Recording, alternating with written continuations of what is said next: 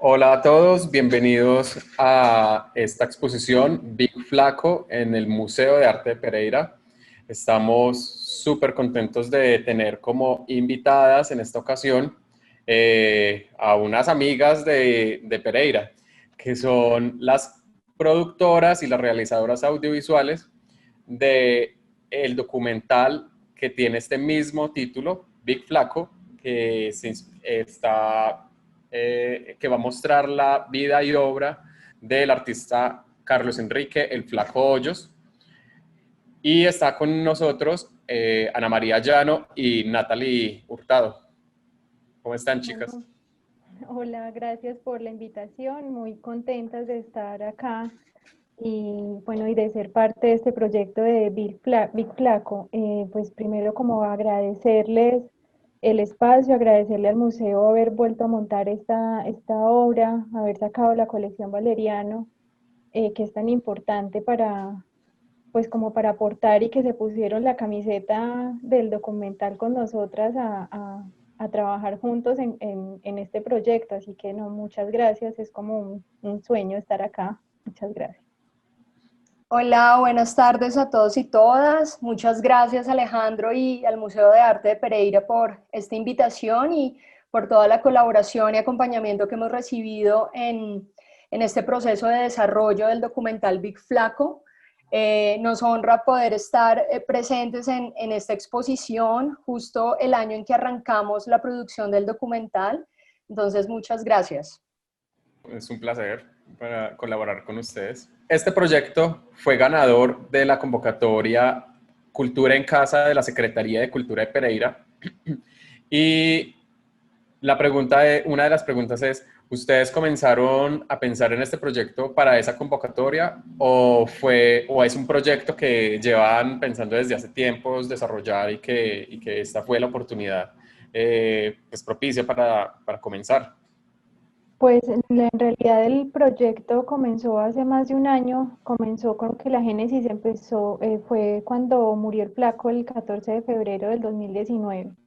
Y ese día que yo me enteré de la muerte del Flaco, me pareció que sentí que necesitaba hacer algo. Yo estaba por retornar al país, yo estaba viviendo en ese momento en Montevideo y ya tenía las maletas listas, ya tenía como la media casa desocupada, ya estaba como en plan de regresar y una mañana me enteré que había muerto. Fue un golpe muy duro y eso, yo sentí que tenía que hacer algo y me pareció que pues que lo que podía hacer era desde de lo que estaba trabajando, de lo que hago, de mi profesión, que era realizadora audiovisual. Y, y bueno, entonces pensé en hacer un documental. No sabía cuán grande iba a ser, si o era un documental o era una crónica, pero sí sabía que quería contar un poco de su vida. Me pareció siempre que tenía una vida muy interesante, que siempre tenía cosas para decir. Entonces me parecía que sentía que era importante que esa memoria no se perdiera, que esa memoria quedara para la ciudad y que ese legado como que pudiera ser visto en futuras generaciones. Entonces, bueno, empezamos, yo ya regresé al país, pude hacer la despedida, que fue una ceremonia que invitó Álvaro Hoyos, el hermano, me invitó a sus amigos a esparcir sus cenizas, las cenizas del Flaco las combinó con manto de bosque, con mantillo y hizo una mezcla, hizo un ritual muy bonito del íntimo. Después nos invitó a nosotros a que esparciéramos estas cenizas en las 22 palos de mango de la Plaza de Bolívar. Entonces, ese día que hicimos ese ritual, creo que fue la confirmación de que ese documental era necesario hacerlo, porque presentes habían unas personas muy importantes dentro de la cultura, que eran sus amigos, todas las historias que se empezaron a salir ahí, porque fue un evento, pues era conmovedor, pero era un evento alegre, en realidad era bonito, la gente se encontraba, sonreía, contaba anécdotas, y todas esas historias y todo ese, como ese poder de la gente, esa energía de la gente, como que fue una confirmación para mí, eh, de que era, de que era necesario, que era como pertinente. Y y por esos días había conocido a la Rola, a Natalie, y que estábamos empezando a trabajar juntas. Entonces, bueno, la invité cuando cuando ya quise como concretar el proyecto, la invité a que hiciera parte del equipo como productora y bueno, tuve la suerte de que me dijo que sí. Y ya pues seguimos pues avanzando en la investigación y, y ya cuando se lanzó la convocatoria de Cultura en Casa, pues ya teníamos un camino recorrido de más de un año de trabajo, entonces pues fuimos la oportunidad que era buenísimo poder presentar proyectos para que nos apoyaran para seguir en la investigación y ya seguir en desarrollo y realización. Sí, en realidad conocí a Ana en la preproducción de una película en Pereira y ahí nos conectamos, ella me contó de la historia, yo el año pasado estaba muy movida porque justo mi padre fallece el 4 de febrero, 10 días antes de la muerte del flaco, y todo como que se me juntó y me conecté mucho con eso, porque empecé a conocer al flaco y bueno, era contemporáneo a mi padre también, eran los dos hombres grandotes, de voz fuerte, de una personalidad imponente, yo lo relacioné mucho de entrada con mi padre. Y luego pues empiezo a conocer más en detalle la historia, me gusta mucho, yo siento que en Pereira hay un grandísimo talento de artistas y a veces siento como que no se aprecia demasiado el arte local. Entonces me interesó conocer primero la historia, conocer un poco más al flaco y empezamos como todo este proceso de investigación, empezamos a hacer entrevistas en conjunto, unas veces Ana iba sola, otras veces yo la acompañaba, pero así fuimos como construyendo toda esta investigación. Luego, a principio de este año, retomamos como comunicación, justo yo tengo que trasladarme a Bogotá por unos meses por un tema laboral y decidimos hacer una entrevista de investigación a Eduardo Serrano. En un viaje que tuve que hacer así súper rápido, hago esa entrevista de investigación y ahí retomamos otra vez la investigación este año. Para el momento de, no sé, marzo más o menos de este año, pues decidimos meterle toda la ficha al documental, empezar a buscar formas de financiar el desarrollo, para fortalecer guión, y empezamos a ver como becas y estímulos para este propósito. Eh, Quisimos desde siempre aplicar al FDC, lo hicimos, pero justo para abril sale esta convocatoria de Cultura en Casa y decimos, bueno, con esa convocatoria no vamos a hacer el documental, pero sí podemos apoyar el desarrollo, así que decidimos hacer un teaser con ese fondo, pasar un proyecto a esa convocatoria, donde proponíamos hacer el teaser de este proyecto, mandamos una serie, un compilado de entrevistas, hicimos como una especie de armado ahí en video con, con una serie de entrevistas que hicimos durante ese año, y por eso empezamos como con el proceso en plena pandemia, ¿cierto? Digamos que las cosas se dieron así. Paralelo a eso participamos en el FDC, en este momento estamos esperando resultados y nuestra intención es continuar con el proceso de desarrollo, aunque ya hemos avanzado en algunas entrevistas ya producidas, como queremos que se vea el documental, pero queremos seguir fortaleciendo este desarrollo y el guión, sobre todo el guión, que es en lo que más tenemos que enfocarnos en este momento. Entonces, el resultado de esta beca que nos da la Secretaría de Cultura de Pereira va a ser un teaser, y con ese teaser lo que pretendemos es circularlo, seguir participando en convocatorias para así tener los recursos necesarios para hacer realidad la película. El personaje del Flaco Hoyos fue conocido por muchísimas personas en Pereira, fue casi familiar de muchos creativos, de muchos artistas y de gente pues de la ciudad. Para ustedes, ¿cuál fue el primer momento en el que se encontraron con él como personaje y con su obra? En mi caso, la primera vez que yo escuché hablar del Flaco fue en una clase de historia del arte, que hablaban de artistas, estábamos en el tema de artistas colombianos y fue el único artista que se nombró en esa clase, o por lo menos que yo recuerde. Y la profesora Beatriz Amelia Mejía, que es una historiadora, nos hablaba del Carlos Enrique Hoyos y nos decía que había sido seleccionado en un salón que era muy importante en su época, que se llamó el Salón Atenas, un salón curado por Eduardo Serrano, como uno de los críticos y curadores más importantes del país. Y esta exposición pues era como un hito en el arte porque esta se pasaba por invitación. Hay como un mito ahí como de malos entendidos que he escuchado en varias ocasiones con varias entrevistas que dicen que el Flaco fue ganador del Salón Atenas. En realidad no había ganador. Los ganadores eran los seleccionados, ese era el premio, ser seleccionado al Salón Atenas. Y bueno, el Flaco fue uno de estos y junto con personajes muy importantes del arte de ese tiempo, pues eran como grandes referentes de del arte plástico. Entonces, bueno, ese fue el primer momento. Después llegaron los talleres abiertos de la cuadra, que ahí como que uno podía tener un poco más de acceso. Yo estaba estudiando en la universidad cuando empezó la cuadra, entonces era tener acceso a las casas, a los talleres de los artistas.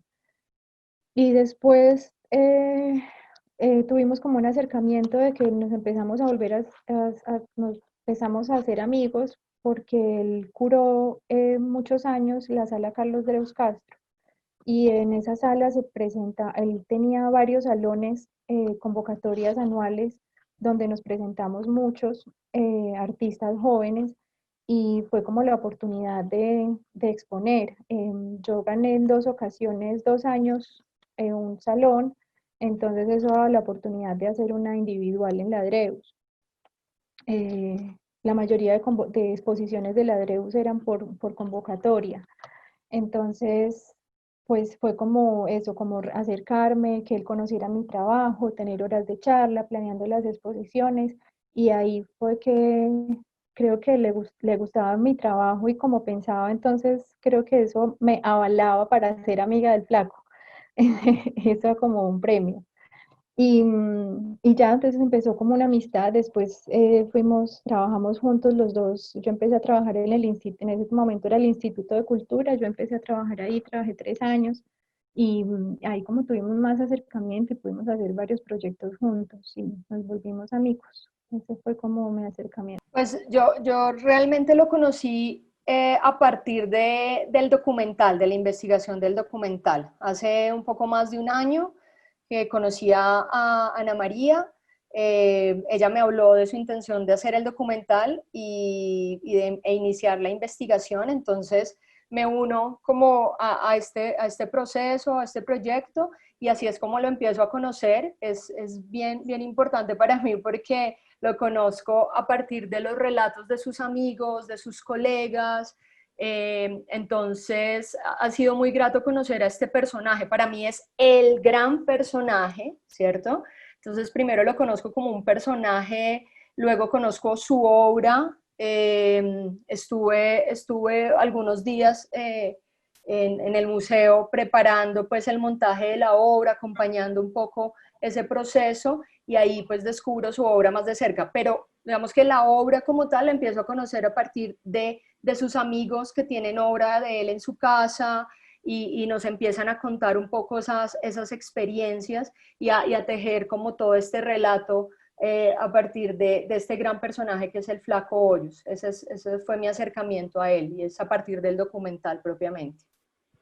El Flaco Hoyos fue, además de un pintor de la ciudad, también fue un nodo cultural, ¿cierto? Él fue un activador de espacios, un conector de mundos y fue muy especial como esos espacios en donde que él hacía, esos espacios de encuentro que él hacía en diferentes momentos de sus visitas y de su residir en Pereira, conectó muchísimas personas y abrió esos espacios, sus propios espacios y esos espacios que tú cuentas, que como la sala Carlos Dreus, que curó también.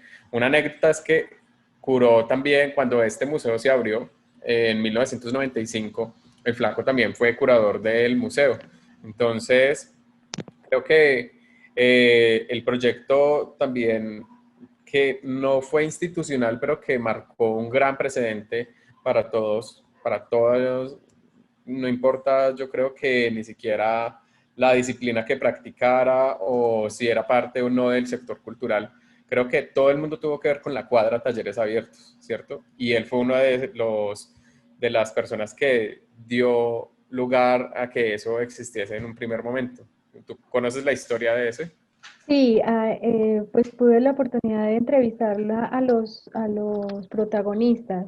Solo me queda entrevistar a Lucía Molina, pero la cuadra empezó en el 99, en un diciembre.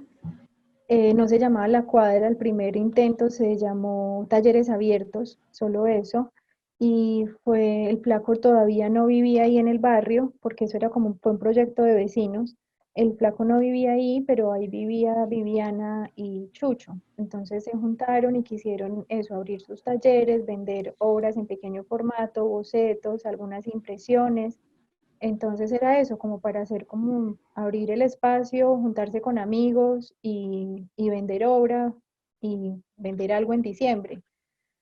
Ellos me contaban que los niños, los hijos de Chucho y Valeriano, eran como los anfitriones. Ellos estaban niños y ellos eran los que recibían a la gente y vendían las obras de sus papás. Entonces, y eso fue un hit. El flaco vendió mucho, me cuenta Chucho, vendió muchas obras, eran cositas pequeñas, entonces vendió mucho, el flaco quedó feliz de la vida y además porque esos proyectos le gustaban mucho a él. Hay un proyecto también que él había hecho en Barcelona que se llamaba, que había formado un colectivo, se llama el Grupo Socorro, y yo Okay. creo que desde ahí empezó como esas ganas a él de hacer como proyectos con amigos, artistas y colectivos. Y bueno, entonces, bueno, eso se quedó así, la idea no iba a trascender de eso, pero creo que fue como la motivación del flaco que le había gustado mucho el proceso, que él decidió, sin decirle a ellos, que se mudaba al barrio. Mm. Se mudó en la misma cuadra, consiguió una casa a tres casas de la oficina del taller de Chucho y de Viviana. Fue de sorpresa. Sí, y les dijo que cuando se encontró con Chucho en la calle, le dijo, me mudé para esa casa, vamos a seguir haciendo, quiero que sigamos haciendo eso. Entonces como que lo sorprendió a todos y los hizo juntarse, ahí reunieron también, invitaron a Javier García y a Lucía Molina, que era la directora del área cultural del Colombo en ese momento, y empezaron a planear. Ahí ya terminó, pasó a ser la cuadra, talleres abiertos. Eh, Después ya lo de talleres abiertos se omitió y quedó solamente la cuadra. Eh, y bueno, pues eso es uno de los espacios que le ayudó a gestar. También estuvo presente cuando se gestó cortocircuito también. Apoyó a otros proyectos de cuadra que surgieron en el Mm. 2000, que fue la cuadra de Dos Quebradas, la Escuadra, que fue un proyecto que montó Juan Salazar, eh, porque él quería montar también otra cuadra, pero hubo algunas resistencias ahí, entonces decidió montar la Escuadra. Y también hubo una en Providencia, que creo que Ah, se sí. llamaba 360 grados, en la Ah, ok. Plaza de Providencia. Se hicieron algunas Mm. cuadras ahí. Y bueno, él siempre estaba apoyando porque él le gustaba como que se hicieran proyectos descentralizados y hacer proyectos en comunidad, hacía talleres en barrios. Yo hice una exposición con él en el Plumón. Yo estaba trabajando en ese momento en el Plumón haciendo mi tesis y se propuso y él de una dijo que sí, cogió la camioneta, llamó a artistas amigos, montamos obras, llevamos caballetes y montamos una exposición ahí en plena tierra y en el Plumón. Fue muy, muy bonito ese ejercicio. Wow, unos precursores también del trabajo social del arte, ¿no? Y yo conocí la cuadra del centro, que quedaba como en una bis por allá por la 28 o 27, como algo con así. tercera, una cosa así, que ahí Ujú. vivían también. Esto era, fue muy interesante, James lo cuenta muy bien, porque él fue como uno de los que motivó ese proyecto de la cuadra, de los que impulsaban, con Fernando Aulí también, otro artista. Ahí estaba Julio César Osorio, que en ese momento era estudiante como yo. Ricardo era súper chiquito, yo creo que todavía estaba en el colegio, Ricardo Muñoz. Y ellos iban a aprender dibujo ahí con James y a charlar de arte, y entonces ellos eran ayudantes ahí voluntarios. Y eso era chévere porque era en la casa de los vecinos, lo Ujú. mismo que en la cuadra de Dos Quebradas, se hacía en Santa Mónica. Eran vecinos que no tenían nada que ver con el arte, sino que querían como participar y ayudar y abrían sus garajes y sus casas y se metían ahí. Yo creo que también por eso no duró, porque es difícil abrir su casa mes a mes y dejar entrar a un montón de desconocidos. Sí, Es complejo, pero fue muy bonito el ejercicio y el experimento. Y bueno, el flaco siempre estaba ahí como sí. apoyando. James tiene muchas Y, anécdotas divertidas de eso.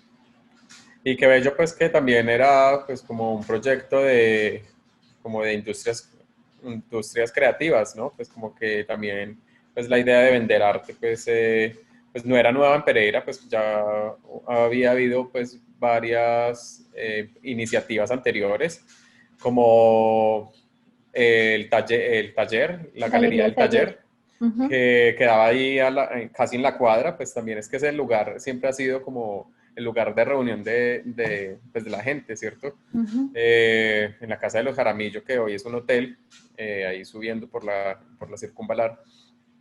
El Museo de Arte, pues en sus comienzos en el 74, pues fue el centro de arte actual y también vendió arte. Pero creo que la iniciativa que más longeva quedó y pues que de pronto no se especializó en el mercado fue la cuadra Talleres Abiertos y bueno, recordamos ese proyecto todos, yo creo que Sí, mucho nos en marcó. Yo creo Pereira. que todos expusimos en la cuadra. Sí, todos nos pusimos en la cuadra y uno iba allá y todo el mundo tenía que ver, ¿cierto? Pues como que uno veía los looks de los diferentes momentos, de las diferentes décadas, pues uno podía ver allí Y era el hacer centro. un mapeo. Pues es que aquí como los parques no son tan activos en esta ciudad, los parques como centro de encuentro, como lugar de encuentro, no hay algo que aglomere, no hay una actividad que aglomere esa cantidad de gente. Entonces, no sé, yo cuando no vivía acá en Pereira, amaba que cuando viniera de visita me tocara una cuadra, porque yo sabía que si iba allá me podía ver con un montón de Con amigos, todos. de otra forma no me iba a poder ver con ellos. Entonces nada, era como ir allá, ya como que ya chuleaba a muchos en la lista. Sí, así es. Bueno, si quieres, vamos a comenzar a recorrer la sala y van surgiendo pues anécdotas y pues como historias, yo creo. Ujú. Listo. Eh, Pues tú habías organizado como un orden cronológico, ¿cierto? sí, en la sala no están, cuando vengan a la sala no lo van a encontrar con orden cronológico. Le quisimos dar otro orden con otra, como con otro diseño, pero en la primera obra que hay acá en la sala se llama Saturno devorando a su hijo. Esa es la primera, cronológicamente. Y es una obra del 78. Y lo que me parece como, como bonito, como remarcar de eso, es que en ese año él expuso en el Salón Nacional y fue ganador de un Salón de Agosto, que esa anécdota es bonita porque eso me lo contó Chucho, eh, que el flaco había estado estudiando en la Tadeo, el estadeísta, estudió artes allá, y él había venido como con una propuesta muy contemporánea y como muy pues fuera del contexto. Acá los artistas, el Chucho me contaba que se planeaban todo el año porque era el salón más importante que había como de concurso para los artistas, era el momento para sobresalir. Entonces planeaban todo el año sus obras y él en ese momento era acuarelista. Entonces él tenía unas acuarelas, yo no sé si todos conocen, pero Chucho tiene unas acuarelas de paisaje que son muy bellas, muy detalladas, muy distinto al trabajo que tiene actualmente. Y bueno, y así todos los artistas de la ciudad hacían su trabajo que era como mucho más tradicional, de pintura y dibujo. Y el flaco llega con unas fotos de la Plaza de Bolívar intervenidas con lapicero y se gana el salón y todos no estaban felices, nadie estaba feliz, ningún artista estaba feliz porque le parecía pues como que no era cuidado, era pues que era una cosa como muy, pues nada, como muy suelta, nada, pues nada, un dibujo hecho con lapicero, unas fotos intervenidas, pues no tenía mucha gracia, pero pues para ese contexto, pero pues evidentemente el flaco venía como con otras ideas, venía de Bogotá, de estar estudiando en la Tadeo con unos profesores impresionantes, pues tuvo a profesora a Eduardo Serrano, tuvo a Antonio Gras de profesor, imagínense Wow, unos eso. maestros. Claro, entonces el man venía con otras ideas, otras cosas, y pues esto fue un cachetadón. Entonces, pero a diferencia de lo que uno pensaría, como que le cogieron bronca o algo así, lo que me decía el Chucho era como que lo que a él le sorprendió es como que eso pudiera ser arte también, y que como incursionar en el arte conceptual. Entonces, lo que él me decía es como que eso lo que le dio fue más curiosidad en saber quién era ese personaje y qué era lo que hacía y como conocer más de su trabajo y que les contara otras formas. Y en el centro, en el Amigos del Arte, em, y yo me acuerdo que Juan Salazar también dijo que él le había sorprendido la primera vez que conoció al flaco. No me acuerdo quién estaba dando una conferencia, pero era un artista importante que habían traído a Pereira a dar una conferencia y el flaco se para y lo refuta con ese vozarrón que tenía y que todos se quedaron pues porque pues nadie se animaba a refutar al invitado que venía de afuera, no sé qué. Entonces eso fue como muy impactante para todos y Juan dice que eso como que había sido como un empoderamiento de los artistas locales, de decir que pues que no, que los artistas locales regionales de la provincia también tenían cosas que decir y no tenían que tragar entero de lo que venía de Bogotá en ese momento. Y bueno, pues me fui, me fui de tema, pero No, bueno, pero era como el flaco de esa época, o sea, el flaco de esa época era como toda esa revolución y esa contestatario. contestatario. Y eso, como que trajo a la ciudad ese arte contemporáneo. Yo creo que fue de los primeros. No, igual yo creo que no ese flaco permaneció vivo durante todos sus Ujú, diferentes momentos, ujú. porque uno puede ver allí pues que pues el flaco fue, al contrario de muchos otros, pues él fue y volvió, pero permaneció siempre con arraigamiento con la ciudad. Muchos otros se van y pues hasta ni vuelven o pues ni siquiera cogen de tema algo de la memoria local y el flaco siempre estuvo allí como revisando y revisando pues como todas las historias, las leyendas locales, pues como de estos personajes como icónicos de la ciudad. A mí lo que me parece muy valioso de él es que aunque él renegara mucho también de su ciudad, porque él no es que hablara belleza siempre de Pereira, pero él igual la quería mucho. Yo creo que eso de renegar era porque le dolían cosas que Uh -huh. pasaban acá, entonces era ese mismo sentimiento de frustración algunas veces y ese apoyo constante a los artistas. Yo creo que fue una persona súper generosa con, con los colegas. Eh, Siempre estaba intentando invitar a otras personas a que se sumaran, a hacer proyectos donde intervinieran muchas personas. Caso es la galería vial de la autopista del Café, todas esas pinturas que hay Sí. en la autopista, pues es un proyecto del Flaco. Uh -huh. Una curaduría que él hizo. Sí, y ahí pues claro, era la oportunidad de muchísimos artistas, yo no me acuerdo cuántos, tuvimos valla ahí no sé, o existen todavía las vallas, ya están un poquito deterioradas, pero el caso es que eso eso de invitar a otros a participar y que haya un movimiento, porque al final eso de la competencia es una ridiculez, en realidad eso yo se lo aprendí mucho a él, por eso a mí también me gustan mucho los trabajos colectivos y como mover el gremio, porque si le va bien a uno, si nos va bien a varios, les va bien a todos. Ese movimiento genera una circulación del arte que nos beneficia a todos al final. Sí, es un apalancamiento, finalmente, pues uno lleva al otro y está aprendiendo pues, de lo que dejó el otro atrás. Eh, la Bueno, siguiente pieza sí, es Serena. Serena, sí, Oh, esa es del 79. Y ahí el flaco ya se había graduado de la Tadeo y se fueron a vivir a Europa. Se fueron porque, hablo en plural, porque él había conocido ya a Vicky Fadul, otra artista. eh, que es su musa en esta pieza.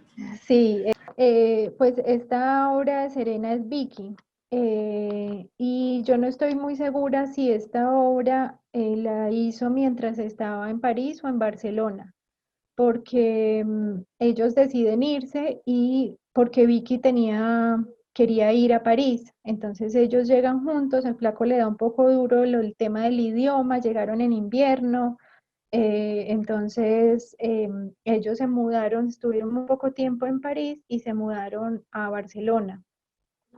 Entonces, por eso, yo sé que ese año ya estaban en Europa, pero no estoy segura si este cuadro fue hecho en París o en Barcelona, en alguno de los dos. Y bueno, después de este cuadro llega uno que se llama Aquelarre, y Aquelarre, ese sí es del 81, y ahí estoy segura que el flaco en ese momento vivía en Roma. El, Vicky se queda en Barcelona, Flaco se va para Roma y ellos empiezan como a viajar para poderse ver. eh, se visitan, pero el Flaco estaba en Roma y se puso a pintar, a trabajar y a estudiar en Roma.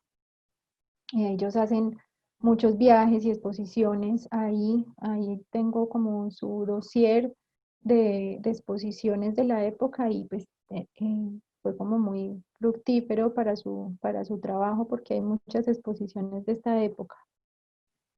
Después de Aquelarre sigue Rubiela, Que Rubiela que es una chica trans, ¿cierto? sí, sí, porque él para esta donación del museo, Rosa Ángel, que era la curadora en ese momento, tomó algunas notas sobre cosas que el flaco iba contando sobre las pinturas y me pareció muy lindo y qué valioso para esta ocasión y pues para las memorias del museo que estos textos estén ahí porque dan muchísima información sobre su vida y sobre sus trabajos.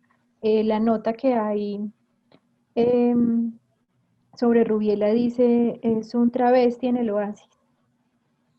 Eh, y después a mí me gustaría que Natalie nos contara, porque cronológicamente sigue una obra que Natalie nos cuenta un poquito, es una anécdota muy divertida que hay sobre esta obra. Entonces me gustaría como darle paso a ella para que Sí, nos sí, cuente. pues yo la conocí por un video precisamente haciendo la investigación para el documental, un video en la inauguración de esa exposición el 2011, creo que fue. 2001, perdón, 2011, 2011. 2011, 2011. Y él decía que él había pintado eso, se llama San Fernando el Iluminado de Cajicá, que ha pintado esa obra como una especie de homenaje a Fernando Botero, porque en alguna entrevista que le hicieron a Fernando Botero por esa época, él dijo que él se había inventado el arte en Colombia. Entonces, para el flaco fue suficiente para prenderle una velita, la velita que ustedes ven ahí, para dedicarle pues esta pintura. Entonces, me pareció muy gracioso y muy particular esa anécdota. Además, esta obra estuvo en el 29 Salón Nacional de Artistas y es una obra creo que del 84. Sí. Y creo que eso dice mucho del Flaco y un poco recordando una entrevista que nos dio Rosa Ángel para el documental, y es que el Flaco era artista todo el tiempo. El arte lo atravesaba todo el tiempo, entonces eso también se evidencia en su obra, su humor un poco corrosivo, un poco ácido también se evidencia en su obra, entonces creo que es bien particular esa anécdota que van a poder ver por boca de él, van a escuchar por boca de él en el teaser que va a salir en octubre. Todas Sí. estas piezas, entonces, toda esta serie que vemos que él comienza a usar esto del reservar espacios, de usar la cinta de enmascarar, como estas piezas, ¿en dónde las hizo? Pues eso es, hay de todo. Pues en esa la de Vicky, por ejemplo, estaba en Roma. Él usa mucho esta técnica y se pueden ver en el de Rubiela, se pueden ver en Serena, esta técnica de reservar espacios, de pintar, después reservar otras zonas. Hay como unos encintados que él trae desde ahí, desde esa época, hasta sus obras en Cartagena. También se evidencian mucho estas franjas de los encintados.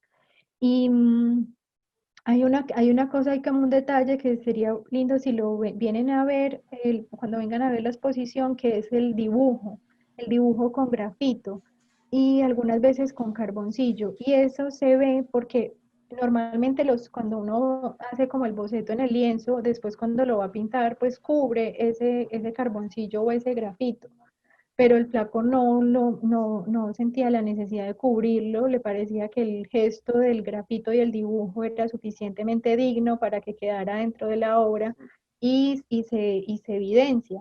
En aquel arre se puede ver un poco de esto, ya después cada vez lo empieza a usar más y hasta que ya lo usa muchísimo en sus últimas obras, las obras que hay en el museo se ve que son pleno dibujo. Y lo otro que es como interesante es que empieza a dejar visible el lienzo. Es algo que se vuelve un elemento, parte de su estilo, ¿cierto?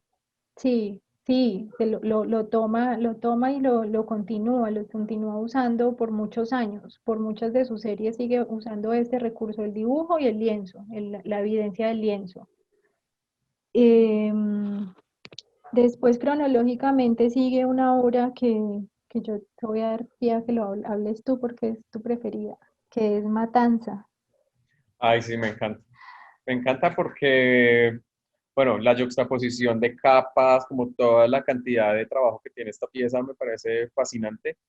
Y además toca un tema que es bastante fuerte, que es como, tengo entendido que él la hizo en Cartagena y como que estaba como este tema de la Ciénaga Grande, pues en una especie de crisis ambiental que creo que continúa hoy.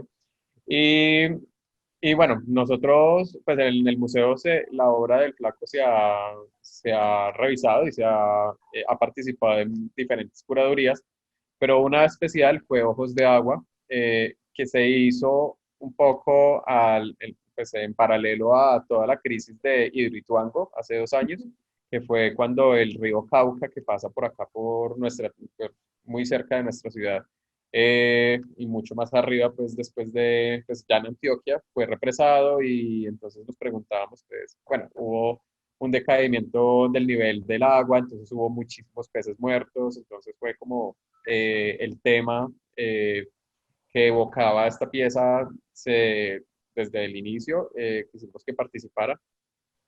Y además, esta pieza es súper especial porque participó en la Bienal de Sao Paulo. No recuerdo el año, ¿tú tienes el año? Sí, Y en el Salón Nacional de Artistas. en Sao Paulo, esa obra participó en la Bienal de La Habana en el 85 Oh, y en el 86 en la Bienal de Sao Paulo. ah, no sabía el de La Habana. Mm, Qué bello. Y sé que mm. creo que el 12º Salón Nacional de Artistas. Sí, en realidad estoy haciendo cuentas de números romanos, en el 29, Ah, el 29. sí. Listo. Uy, yo estaba. súper atrás en el tiempo.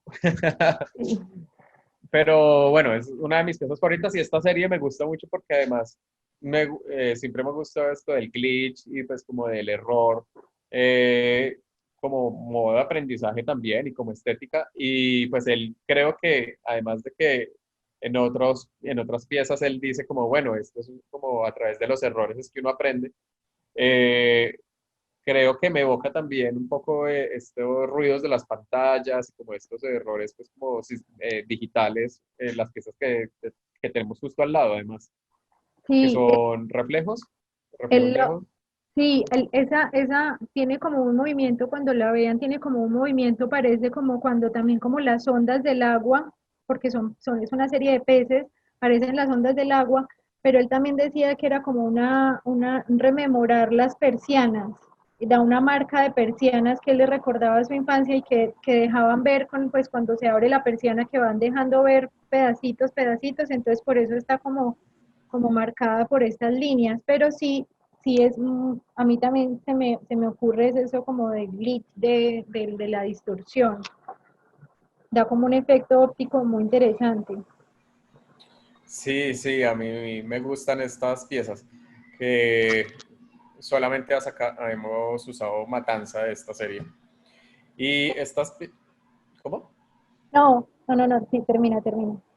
No, quería que giráramos acá la vuelta y revisáramos ese momento, o sea, en este momento estaba en Cartagena, En ¿cierto? ese ¿Cuál de momento estas estaba en piezas? Cartagena, sí, y ahí lo que quería yo decirles es que ahí él vive en dos momentos en Cartagena, en dos momentos de su vida vive en Cartagena, y desde el primer momento que vive en Cartagena, que es este, él se hace muy amigo de Alejandro Obregón. Entonces es muy interesante porque esta serie de Cartagena del 85, por esta época, con esta temática de la problemática de la ciénaga, Alejandro Obregón también hace una serie. Y es muy bonito en un video que nos compartió el museo de una retrospectiva, creo que la única retrospectiva que hizo el Flaco en su vida, que la hizo en el museo en el 96, creo que fue. Sí, correcto. El Flaco habla de esta serie y de la serie de Obregón y dice que como la primera vez que escucho al Flaco con esa modestia decir que él había hecho una serie, pero que Alejandro había hecho una super serie, y es muy, muy bonito como ese reconocimiento que le hace a Alejandro. Y entonces, ¿cuándo se regresa a Europa? Pues él pasa una época en Cartagena, después se pasa una época, vine a vivir a Pereira también, y después se va otra vez para Europa. En ese momento en Colombia había un nivel de violencia muy grande, y el flaco se va espantado, Vicky y él se van espantados de Pereira, no, no querían estar acá. Entonces dice que era muy pesado el ambiente, que no era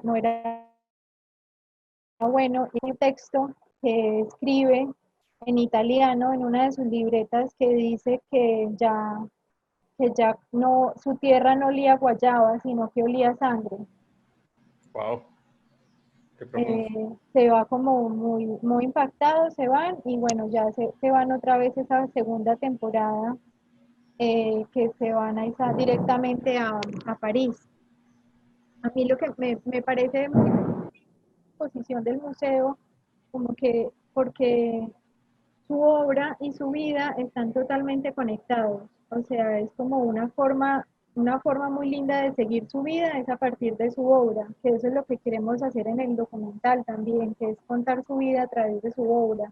Y como todos estos momentos pueden ir contando sobre el personaje, sobre su historia, su familia y su vida.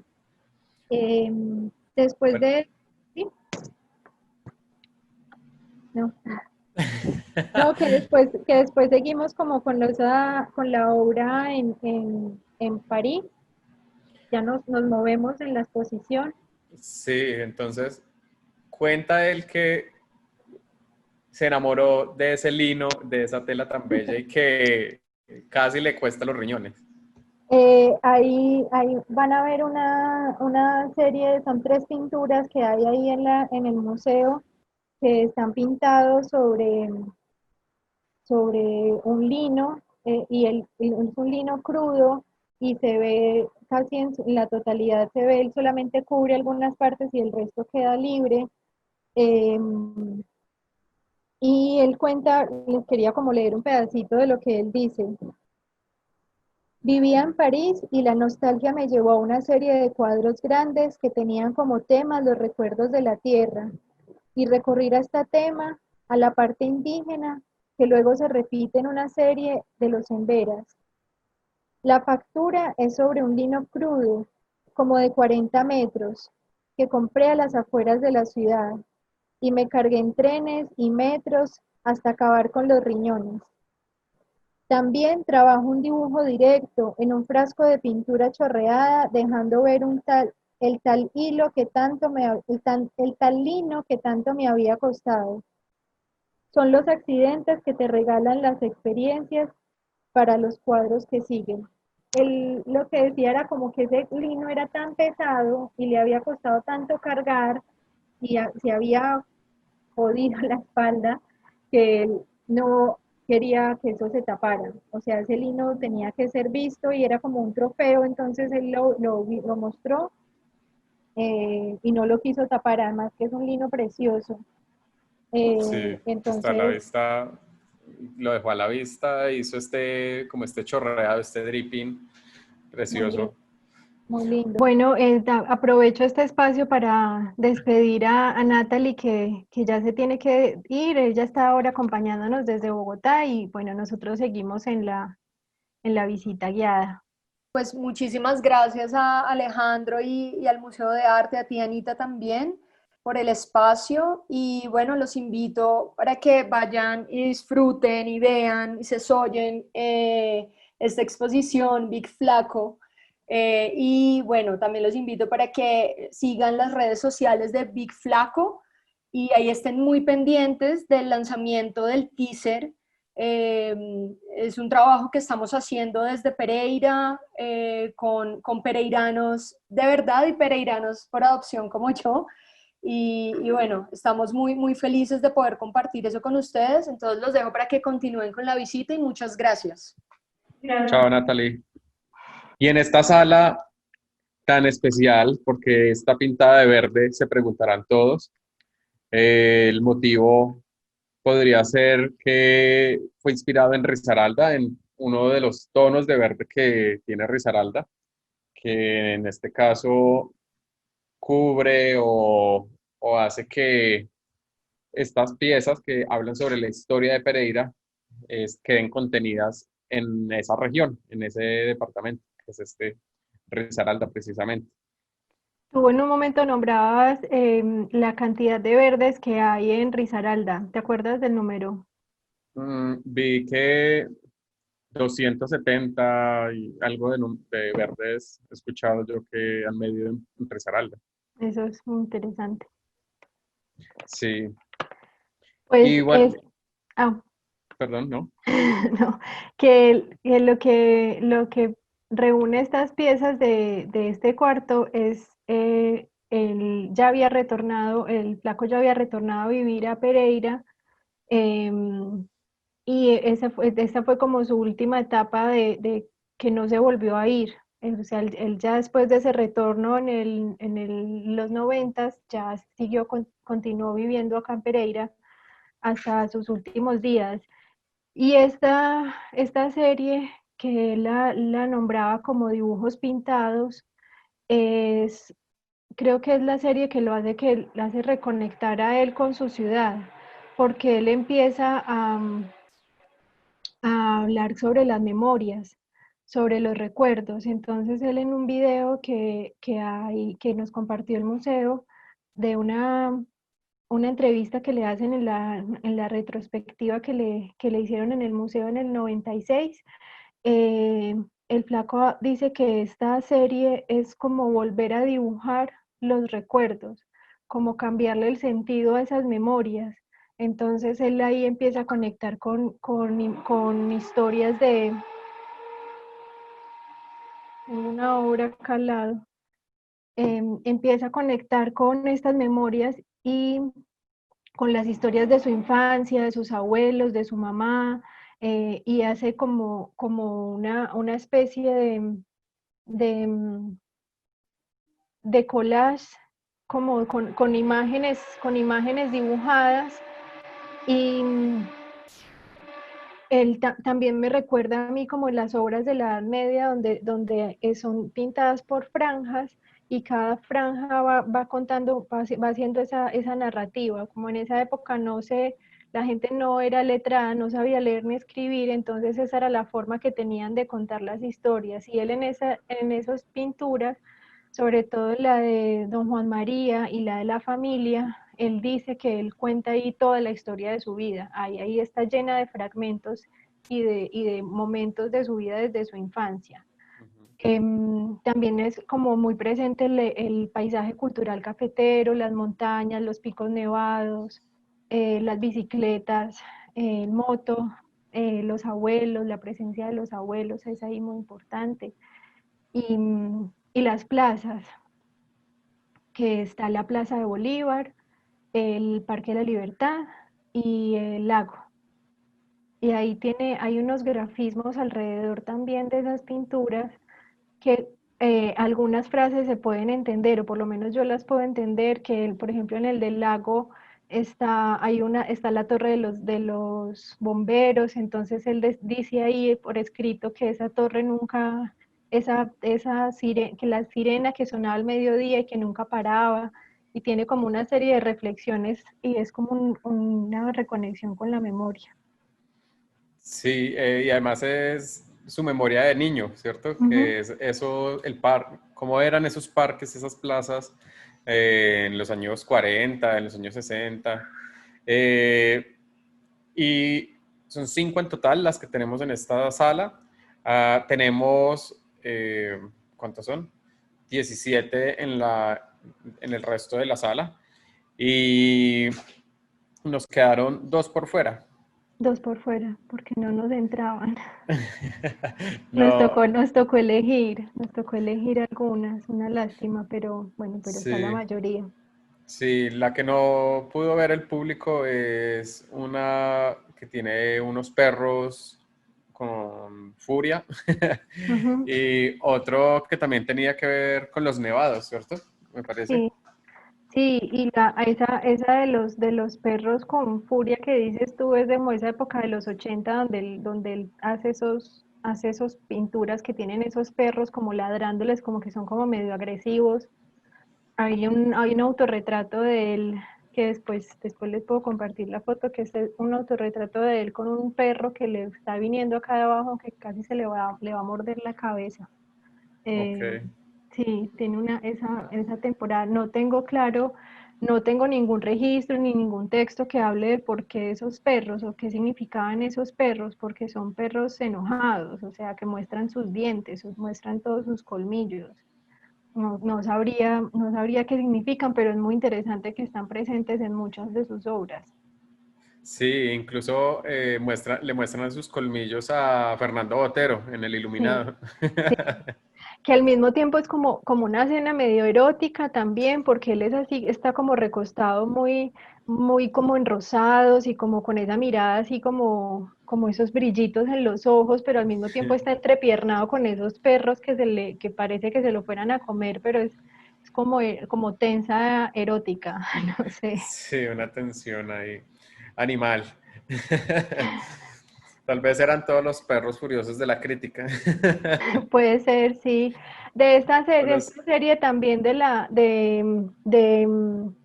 los dibujos pintados están los en veras, y afuera, en la parte de afuera de la sala, está también una pintura, uno de un dibujo de estos pintados de una embera, que Sí, creo que muy es, bello. sí, el que es verde, seguramente ahí lo estarán viendo, pero bueno, es que es como de esa época. Y no sé si antes lo había mencionado, no me acuerdo, que es, él hablaba de los emberas como una raza como una etnia pura. Y también hablaba como de la falta de atención a los emberas desde la época de la colonia.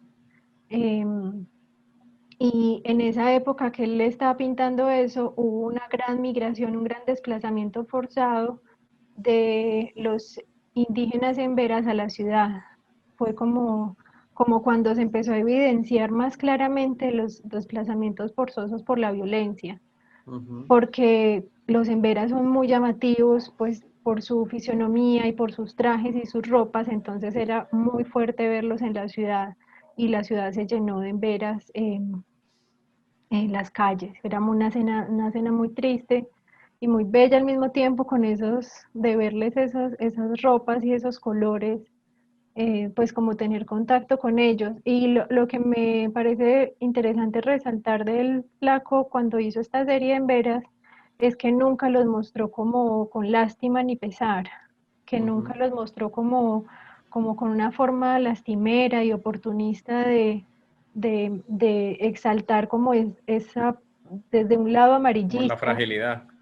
Sí, como esa cosa de mostrar la violencia y lo triste de la situación, sino que siempre los mostró como con una forma de orgullo y de mostrarlos de una forma poderosa y fuerte. Y eso pues creo que es muy, muy interesante, esa forma que tiene él de expresar a los indígenas. Sí, me gusta como ese manejo, no sé, como algo un poco épico, ¿no? Como esa posición en que los cita. Bueno, estas son todas las obras que tenemos en la exhibición. Pues sí, yo siento que es una oportunidad muy grande porque hace muchos años no se exponían todas estas obras juntas. Se dio motivados por la serie, el documental, el largometraje documental que estamos haciendo, y creo que es un buen marco para que la gente venga, vea las obras si no las ha visto nunca o las vuelva a ver y tenga todas esas imágenes guardadas para también entender lo que se va a tratar el documental, porque el documental va a intentar contar la vida de Carlos Enrique a partir de su obra. Entonces, creo que es una buena guía y además que son bellísimas, una gran Sí. oportunidad. ¿Y qué tal las fotografías que se usaron para promocionar la expo? Esta Ah, donde está él, pues delante de una penca con un look parecido con una pinta como de David Bowie de los 70s. pues es que tuvimos mucha suerte porque nos han compartido un material de archivo hermosísimo. Esas fotos que tú hablas, las que se usaron para hacer difusión, nos las cedió Álvaro Hoyos, el hermano de Carlos Enrique, y pues hay una cantidad de archivo que es maravilloso, que da cuenta como de la magnitud de personaje y de todas sus vivencias, así que son muy lindas. Y esa otra que está jugando golf, que se ve como un gigante Sí, en ese campo, como que no le entra al mundo, como que no cabe en el mundo, entonces tiene que agacharse y torcerse así para poder jugar, es muy, muy bonito. eso me encanta. Sí, llamaba mucho la atención. Yo creo que pues es como una invitación a que entren también a las redes sociales del documental, que es @BigFlaco, Big Flaco Documental, en Facebook y en Instagram, que se hagan parte de este proceso de investigación y de desarrollo del documental, porque es un proyecto también de ciudad, de memoria, y que nos acompañen seguramente ya a finalizar del mes de octubre o a mediados del mes de octubre ya vamos a tener el teaser completo del documental y seguramente ahí se van a poder enterar de muchas otras cosas, muchas otras facetas de su vida. Qué emoción. Yo Sí. creo que todos queremos ver ese documental porque les voy a contar, Ana María me dejó ver una partecita, un adelanto, Sí, y no les voy a hacer pues como un adelanto, spoiler. un spoiler, pero está buenísimo. Está súper, súper interesante y dinámico y bueno, va a permitir a muchos conocer sobre este gran artista de Pereira. Es un proyecto que involucra a mucha gente de la ciudad y del país y seguramente va a ser muy, muy valioso, pues o aspiramos que sea muy valioso para la memoria de las artes locales y nacionales. Así va a ser. Gracias.